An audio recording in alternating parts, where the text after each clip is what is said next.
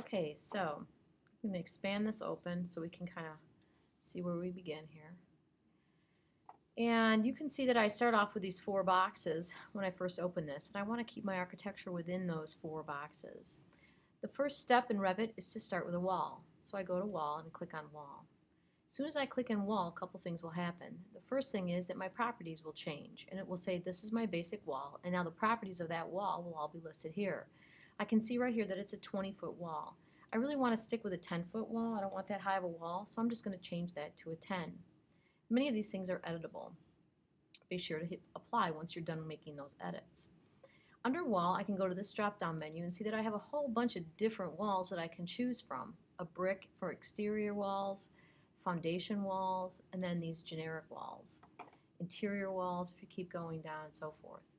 A lot of these will tell you what it is and how it matters for insulation. So for right here, I have brick and CMU on MTL stud.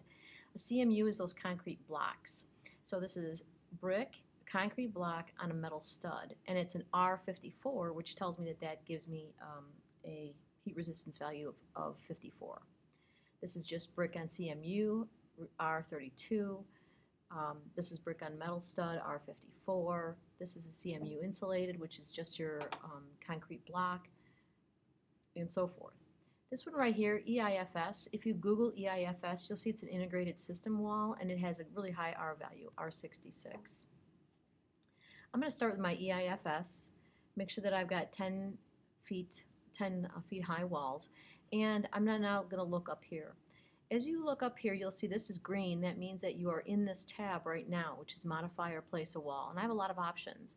I can draw with a line. I can draw with a 2-point rectangle.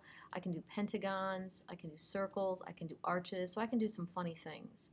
What I like to start with, if it's a square, is I like just to start with a rectangle. All you do is click once, drag it out, and then click again. Now, as you take a look at this, the Revit does a really nice job of showing you your endpoints with a purple box, and you can see that this is really huge. This is a room that's 107 feet wide and 27 feet long. It's awfully long and awfully big. In most homes that I'm going to design, especially if I'm going to be designing my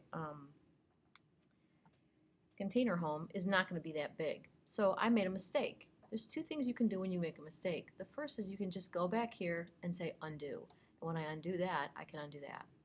The second thing I can do if I make a mistake is I can go to Modify, and on Modify I can click this and then right click it, and then I can typically say delete here. I always like to go to my back only because I feel like it's a one-click motion. I can do it in one click. I'm going to go back to walls again and have that wall tab open up again. And this time, instead of using my rectangle, I'm just going to use this one, and I'm going to do a 30-foot wall. There's 43. I'm going to go to about 30 there. You'll see right there that I have, I'm going to go to Modify.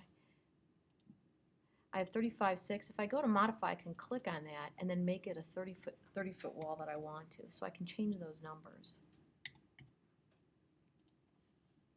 And I'm going to go back again to my wall tab, and I'm going to go back again. Oopsie, where am I? Basic wall, yeah, huh. All right, there we go. I hit Modify.